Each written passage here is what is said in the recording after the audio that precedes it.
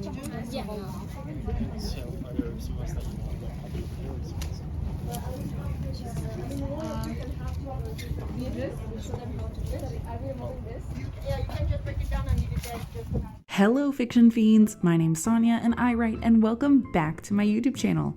Today's video recaps days 11 and 12 of this research vlog series, which they're all about cover designs and gardening. Well, these topics are probably two things, or at least one thing you didn't expect to hear me say, but don't worry, I was surprised too. Starting off as bold and delicious as ever, I'd like to invite you to watch me run around while I discuss what I've been up to with my cover designs.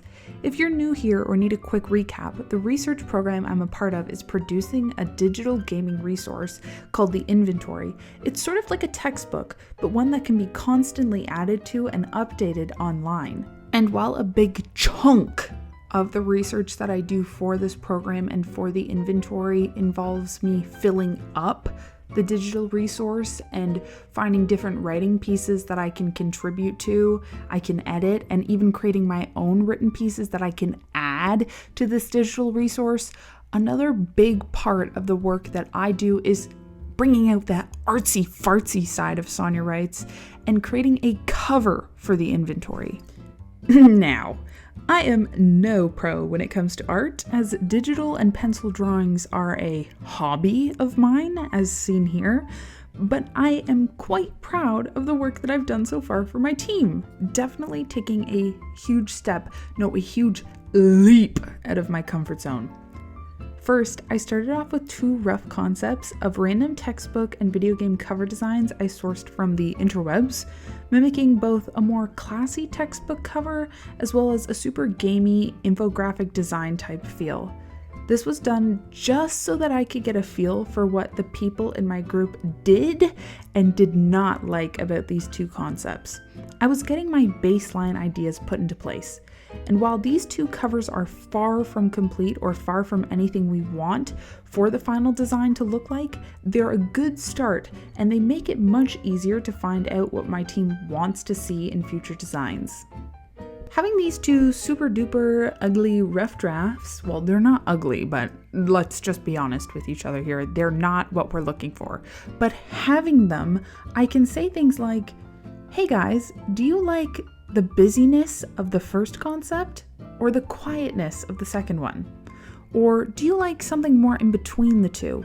Do you like the pixel font of the first or the glitched font of the second, or something different altogether? By giving the team something to look at, it makes it much easier for me to identify what everyone is looking for, what their likes and dislikes are, especially for a group of people who have admitted to having a limited artistic background. If I just said, give me your cover ideas, give me your best shot, there would be a lot more talking than there would be actual working.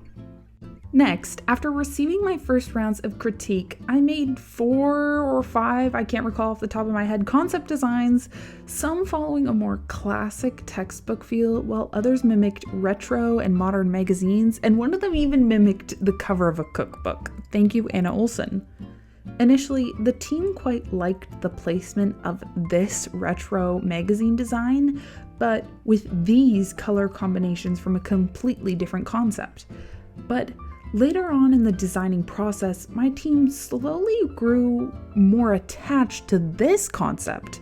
And you might be thinking, oh wow, Sonja, this is so great. Your team has a concept or an idea of what they want the cover to generally look like in the near future when you create more designs. But it's not as simple as that, because this is where things get to be a little bit tricky.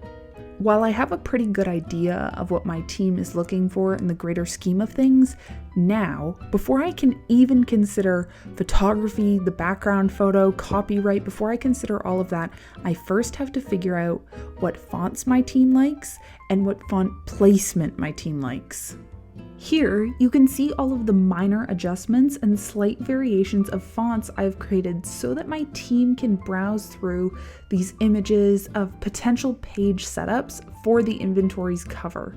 And to make things easier to read, Dr. Nick encouraged me to make an entirely separate sheet of just fonts for my team to look at, which was an absolutely brilliant plan and much easier than constantly having to scroll up and down the mass amounts of pages I've made. Here, we're deciding which font would look best with the word inventory.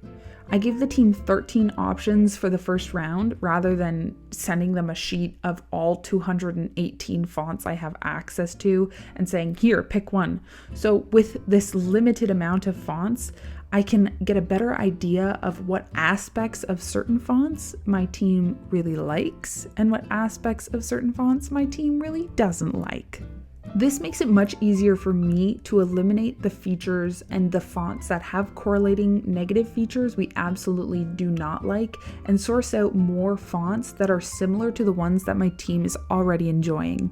For example, my team thinks that any font that looks or remotely resembles the Times New Roman font or has any of those Times New Roman-esque features is far too academic for the cover that we're trying to create. So any fonts that give off a academic-y, Times New Roman-y feel get sent to the trash.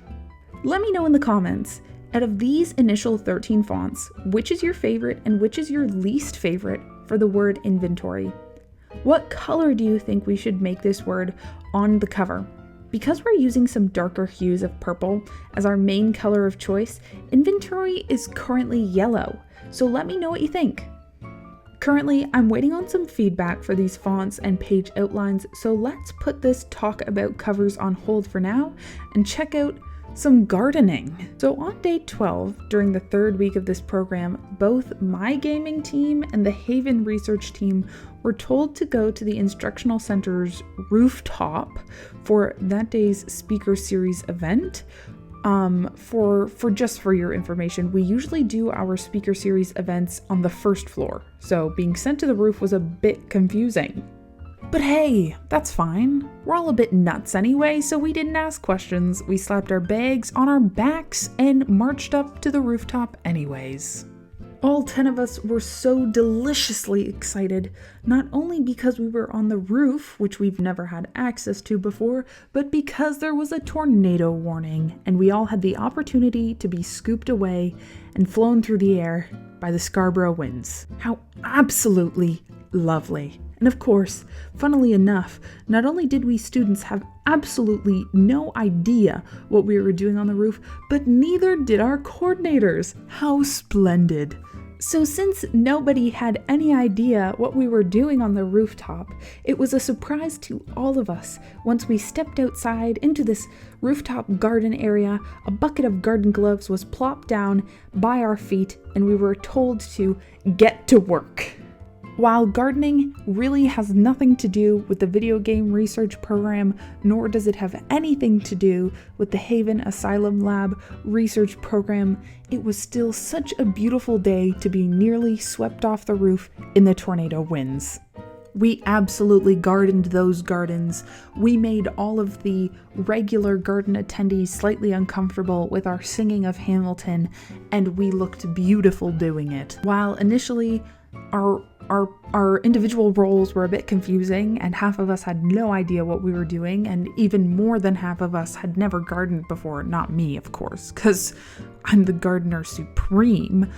But we just had such a lovely time hanging out with each other outside, getting our hands dirty, moving around dirt, as you know gardeners do. So check out what we were up to. So again, if the person can get them for you, just come and have those ones. That's really great. But I wanted an alien hand. I love you, Sonja. My nails. I hope that they don't wreck these. And because the idea is like, for wheat, you want to get rid of the roots. Yeah.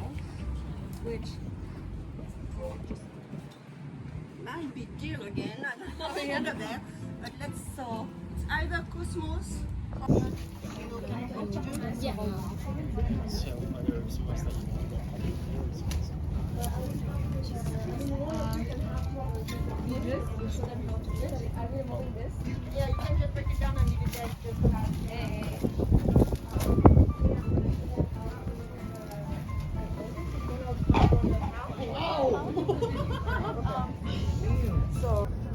Thank you. There we go. afraid to crack it. But yeah, you will be really going down there and try to look the connect.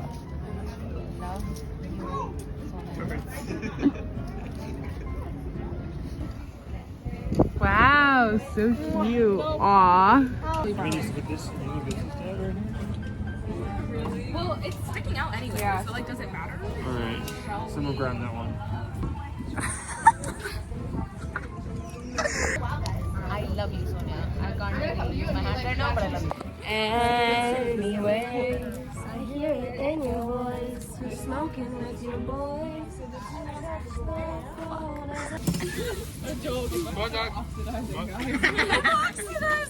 Okay, you're good. Oh, there's like. And that, Fiction Fiends, concludes our main events for days 11 and 12. I can't wait to give you all some more updates on the progress of this cover and all of the crazy events of day 13 and 14. I hope you enjoyed. Consider giving me a like and subscribe for more bookish and vlogish content. Ciao for now, Fiction Fiends.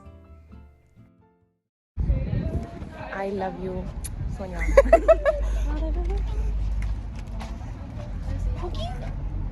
Oh my gosh, hi. Not me walking like right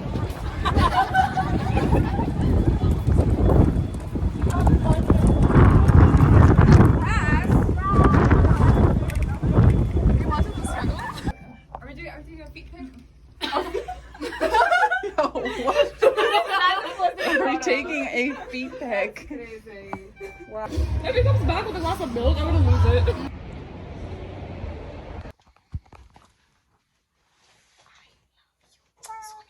Oh, this is a video? Okay.